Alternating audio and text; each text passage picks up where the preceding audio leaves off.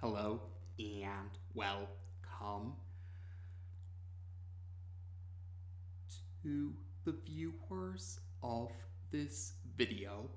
This is the Orange Fan here, bringing you another entry for the episode Recap and Thoughts category.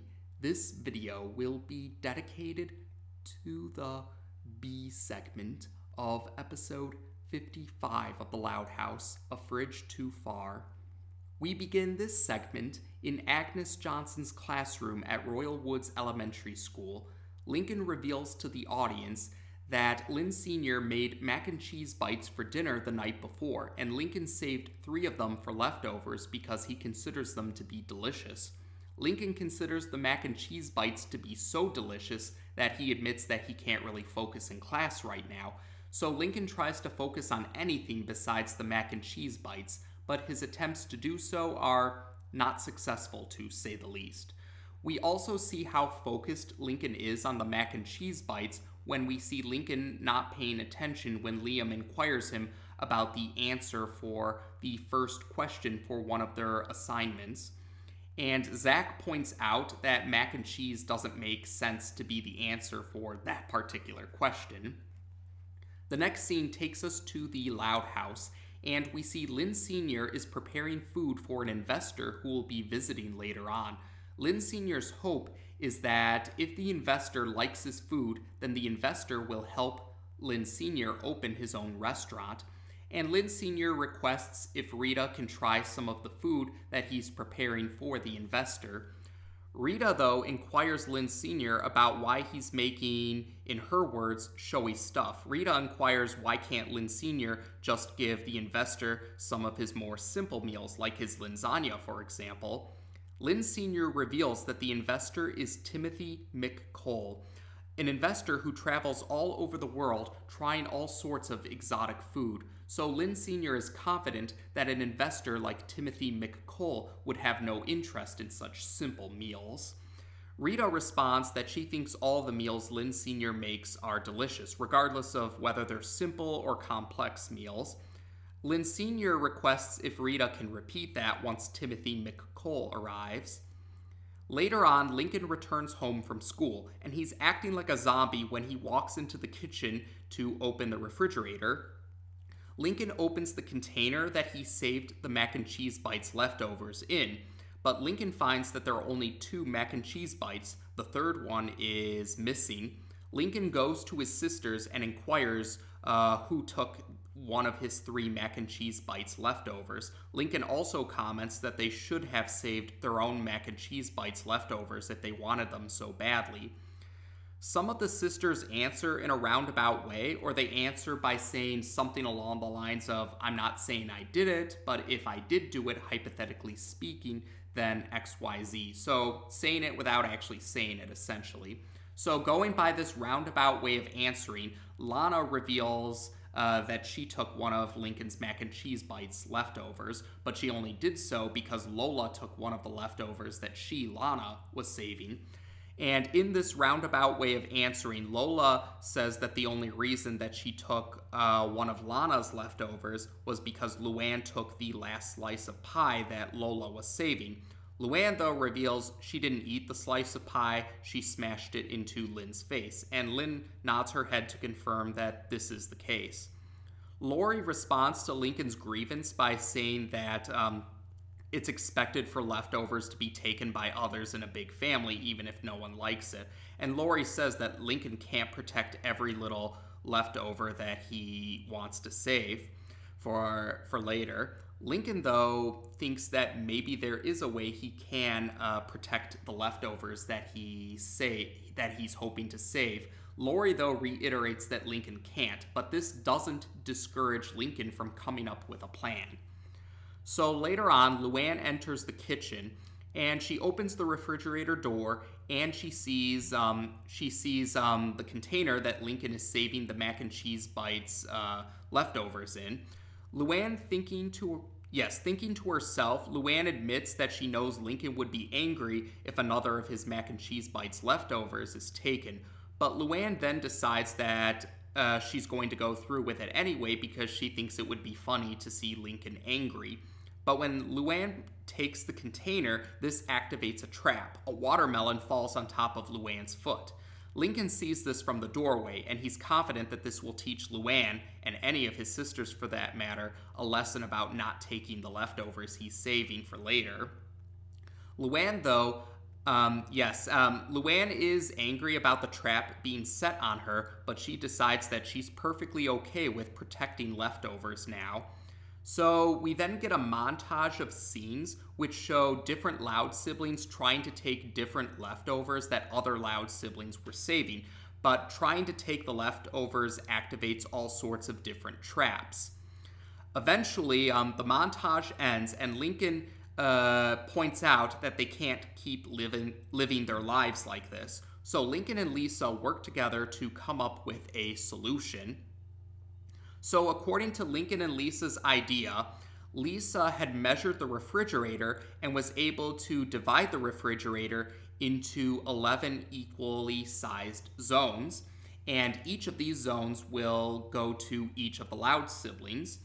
And in order to ensure that no one gets confused about which zone is affiliated with which Loud sibling, they've added color-coded lights to each zone. And yes, the colors that are used for the zones are the colors that are affiliated with the Loud siblings in the opening theme song. So Lincoln's zone is colored orange, for example. The Loud siblings do agree that this sounds like a fair solution to this conflict. So all that's left now is to decide which of the leftovers go into which of the zones. So the Loud siblings have one last fight over who gets which leftovers. But after that fight's been quickly resolved, the Loud siblings have decided on which leftovers they want, and they place the leftovers into their respective zones.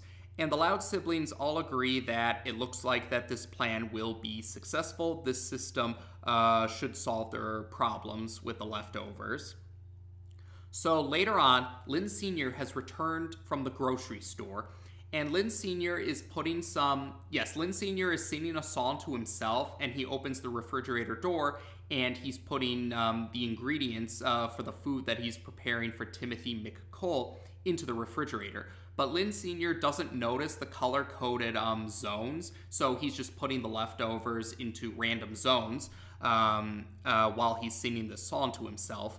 But Lynn Sr. realizes that he forgot one of the ingredients, so he has to return to the grocery store to get this ingredient. After Lynn Sr. leaves, though, this leads to another montage scene. So in this montage, we see the Loud siblings noticing the different ingredients that Lynn Sr. got in their respective zones. But the Loud siblings don't know that these are ingredients for food that Lynn Sr. was preparing for the investor. So the Loud siblings assume that these ingredients are just food from other Loud siblings and that they're violating the system that they agreed upon. So the Loud siblings throw out the ingredients, but when they do throw out the ingredients, Cliff the cat is able to get to the ingredients. So Cliff the cat is eating the ingredients Cliff the cat is eating the ingredients after they've been thrown out. And we do see throughout the montage, even though Cliff is becoming very full, he still intends to eat the leftovers. So after the montage ends, Lynn Sr. returns home, and he sees that Timothy McCole has arrived. So Lynn Sr. greets Timothy McCole, and Timothy insists that Timothy introduces himself to Lynn Sr., but he also says that Lynn Sr. should call him Tim because Tim takes less time to say than Timothy. And Tim says that he's on a very tight schedule, or he's very punctual. He likes to have a schedule set for time, and he doesn't want to waste time. So Lynn Sr. agrees to call him Tim, and Lynn Sr. invites Tim inside. Lynn Sr. goes into the kitchen and opens the refrigerator, but he screams when he notices that the ingredients are all gone. Tim inquires if there's any trouble, but Lynn Sr. tries to pass this off by saying that he always screams whenever he opens the refrigerator door, and he does this a few times to make his story more believable. Tim actually believes it. He says that every chef has their own style, essentially. So Lynn Sr. decides to try and stall by offering Tim a juice box, and he encourages Tim to go sit down in the dining room, and he'll let Tim know when dinner is ready. So after Tim has entered the dining room, Lynn Sr. is still in the kitchen, and he's trying to figure out what happened to the ingredients. The Loud siblings rush into the kitchen, and they inquire what's going on. And Lynn Sr. reveals that, yes, Lynn Sr. tells them about how Tim McCole is in the dining room right now, and he doesn't have any of the ingredients for the food that he prepared for Tim to try. He then sees Cliff enter the kitchen, and Cliff starts to throw up. And Lynn Sr. Recognizes his ingredients while Cliff is throwing them up. Thankfully, we, the viewers, don't see the ingredients after Cliff throws up the ingredients. We don't see it, but Lynn Sr. does. And Lynn Sr., though, doesn't understand how Cliff was able to get those ingredients in the first place. The Loud siblings then admit to their dad that it's their fault that Cliff was able to get the ingredients. The Loud siblings admit that they mistakenly believed that the ingredients were other leftovers that other siblings were having, and they explain the system they came up with, where each color-coded zone belongs to a respective Loud sibling. Lynn Sr. does say that he appreciates the Loud siblings for coming up with creative conflict resolutions. That's what he calls them. But he's in a real pickle right now because he doesn't have any of the ingredients for the food that he was planning to serve to the investor. Lincoln, though, Lynn Sr., though, is also panicking because he thinks that his dreams of having his own restaurant have become a doomed dream now, or a dream that ended in failure. But Lincoln actually comes up with a solution. Lincoln suggests that Lynn Sr. just give Tim one of the leftovers that he already made of his simple meals. And the other Loud siblings agree with Lincoln. Yes, the Loud sisters agree with Lincoln's suggestion and encourage their dad to just give Tim one of the leftovers that he already made. Lynn Sr. Says he appreciates his kid's idea, but he thinks that Tim wouldn't be interested in such simple meals considering all the exotic food that he's tried in his travels. But the Loud siblings reiterate that they think that this is a good idea. The Loud siblings say that they consider Lynn Sr.'s meals to be so delicious that they were willing to fight each other just to get their hands on these leftovers. So Lynn Sr. decides that it's better than nothing. So later on, we see Tim McCole trying the different leftovers that Lynn Sr. had made. And he's eating the lasagna right now. After he tries the lasagna, Tim says that he likes it. He thinks that these leftovers are some of the best meals he's ever had. And Lynn Sr. is surprised to hear this. He's so surprised that Lynn Sr. was actually preparing a speech admitting that it was doomed to fail. So this catches him off guard. Tim McCole explains how he's traveled the world and he has tried all sorts of different exotic foods.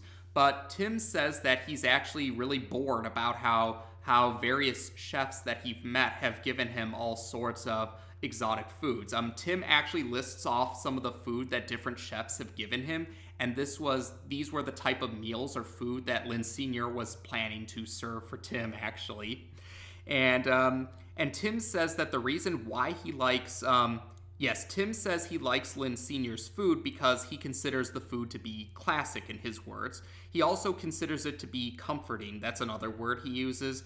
Tim says that the food tastes like home. That's his summary of why he likes Lynn Sr.'s food. Tim says something along the lines about how after traveling around the world so many times, it's nice to have meals that taste like home. That's essentially what Tim says to Lynn Sr. So Tim says he wants to help Lynn Sr. out. So he creates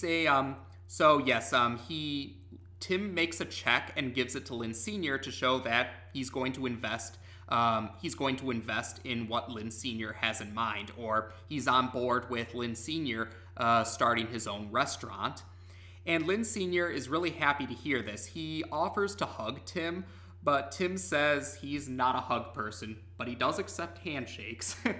So after Tim and Lynn Sr. shake hands, Tim leaves to set off on other investment plans that he had scheduled later on.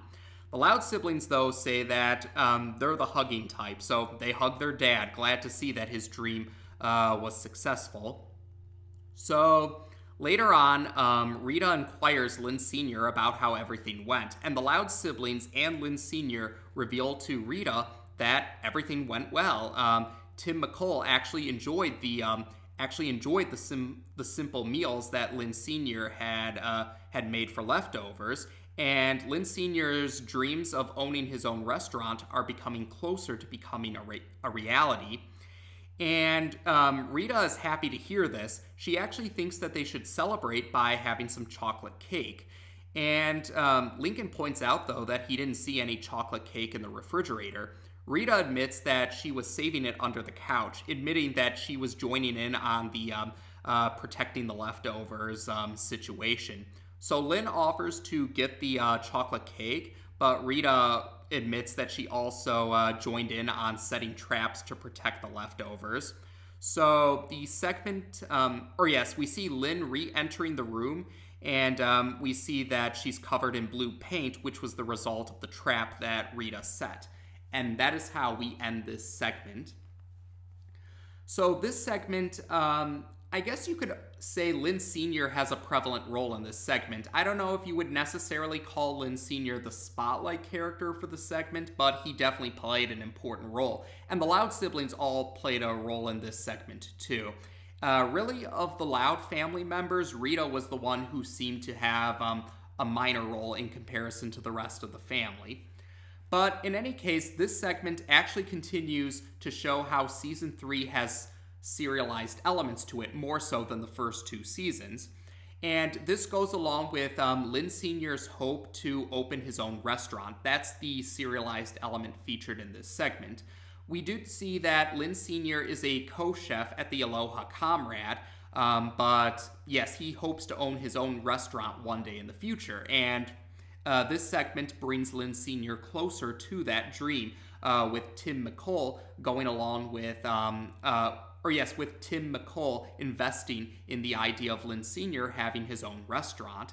And while I'm thinking about it, yes, the A segment, this segment's sibling segment, also showed how serialized elements are more prevalent in Season 3 compared to the first two seasons. Because in the A segment, Roadie to Nowhere, we did see Lynn Sr. working at the Aloha Comrade, which started in the Season 2 segment, Job Insecurity. And we also saw another reference to job insecurity in Roadie to Nowhere when we saw Bud Grouse working as an IT worker. And this segment, like its sibling segment, continues to show the serialized elements, with Lynn Sr. trying to get his own restaurant, and he's one step closer to that goal thanks to Tim McCole agreeing to help him. And while we're on the topic of Lynn Sr.'s opening his own restaurant, that is a storyline that will continue later on in the season. I don't want to give too much away for the sake of those who might not have seen Season 3 yet, but by the end of Season 3, you will see the results of this storyline about Lynn Sr. having his own restaurant. So you could say that this segment is building up to the results of that storyline. And otherwise, the other big detail, another interesting detail about this segment is the voice artist for Tim McCole. He's actually voiced by Bill Mumy. He's the dad of Liliana Mumy, the voice artist for Lenny. And this isn't the first time when two relatives in real life had voiced characters on the Loud House. Bobby and Carlotta's voice artists are married in real life, and this won't be the last time either when relatives voice characters on the Loud House. We'll cross that bridge when we eventually get to it. But I thought that was pretty cool that Lenny's voice artist's dad got to voice a character on the show. It's too bad, though, that Lenny and Tim didn't actually talk to each other, because then we could have had a scene where a real-life father and daughter were talking to each other. But maybe Tim McCole will return later on. He doesn't return in Season 3, at least not in a major way, but maybe Tim McCole will return maybe he'll return in Season 4 or maybe a later season. I'm not too sure exactly if he will or not, but I'm hoping we'll see Tim McCole again. I am hoping he will return again, even if he didn't return throughout the rest of Season 3. But besides that, yes, this segment was also pretty relatable for some individuals because of the main conflict, or at least the initial conflict before the misunderstanding happened. Yes, earlier in the segment, there was a conflict about leftovers that one of the Loud siblings was saving being taken by another Loud sibling. And this happens in real life too. It's not unheard of for people in real life to have some of their food or leftovers being taken by other people. And it's not just among family members either. I remember some relatives of mine admitting that they knew some coworkers that stole some of the food that they were saving in the office refrigerator. And the TV show Friends also had an example about that. One of the characters, Ross Geller, had to deal with one of his coworkers taking his sandwich. But yes, the idea of someone taking another person's food, yeah, that happens in real life, and yes, that is really frustrating when it happens. I've seen some fans say they don't blame Lincoln for being angry that one of his leftovers was being taken, and some fans thought that Lori's explanation that it's a way of life when you're in a big family was kind of a weak reason. So some fans did appreciate that Lincoln was actually willing to fight back and protect his leftovers. I know some fans actually liked. Some fans didn't agree with Lori's comments about how Lincoln should just accept that it happens. Some fans liked how Lincoln wasn't discouraged from trying to protect his leftovers, and some fans liked seeing Lincoln stand up against his sisters, even if it was about leftovers. Some fans still thought it was a nice sight to see all the same. And eventually, though, the Loud siblings actually do come up with a solution where they don't have to worry about their leftovers being taken. The idea to come up with equally sized zones that are color-coded for each of the Loud siblings, that was a great idea. That really was a great idea, and it did solve that particular conflict. Unfortunately, though, the later conflict of the segment was caused because of poor communication. While the Loud siblings did come up with a plan to make sure that they don't take each other's leftovers, they didn't bother to tell their parents about the plan. So Lynn Sr. wasn't aware of this solution, and so Lynn Sr. was just placing his ingredients in random zones. And yes, the Loud siblings didn't bother to check if these leftovers were different food for different Loud siblings like they thought originally, so it ended up causing another conflict. And it goes to show the importance of communication. It's a lesson about how poor communication causes problems for everyone. And at the same time, though, although they were in a pickle when they didn't know about the ingredients being for Lynn Sr., we found for Lynn Sr. to prepare food for Tim McCole. It ended up working out when Lynn Sr. Followed Rita and the Loud siblings' advice to just give Tim one of the more simple meal leftovers, and it did end up working. We found out that Tim actually does like the more simple meals, or Tim is used to chefs giving him all sorts of exotic food that having simple meals that remind him of home was a breath of fresh air for him. And it is another good lesson about how sometimes simplicity is a good thing, or simplicity isn't always a bad thing. Sometimes it's good to just take the simple approach. And I can attest to agreeing with those sentiments. I take the simple but practical approach myself. So That lesson stood out to me in particular. And otherwise, some fans had also noticed another strange detail. Yes, some fans had noticed how the refrigerator, only one side of the Yes, the refrigerator had two doors, but only one of the doors was actually opened. The other refrigerator door was never opened. And some fans figured that could have been the spot where Lynn Sr. and Rita could put their leftovers or put their food. Why didn't anyone ever use the other refrigerator door? Especially because, yes, with the knowledge that the 11 Loud siblings can have equally sized zones on one side of the refrigerator, the other side of the refrigerator could be used for Lynn Sr., Rita, and maybe other miscellaneous situations. But now that Lynn Sr. and Rita are aware of the now that they are aware of the system, they probably set the system up for them too, and maybe they are going to use the other side of the refrigerator now with that in mind. So, yes, I thought that was a great solution, but it also does highlight the importance of communication. And I guess another detail worth bringing up is how Rita was shown to be an example of not so above it all, with the way how Rita was willing to protect the leftovers she was saving and willing to set traps in order to protect them. Some fans thought that was nice too.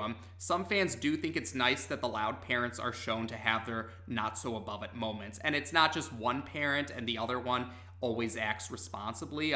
Some fans do appreciate how both Lynn Sr. and Rita are shown to have their not so above it all moments. So I know some fans did appreciate that, but with Lynn Sr. getting the focus though, some fans also have acknowledged that they're hoping Rita gets more attention with her own storyline. Rita's hopes to become an author for books. And yes, I would agree. I hope that Rita can have more entries dedicated to her own storyline about making her dreams become true, just like how Lynn Sr. has been getting some entries that are dedicated to making his dreams come true.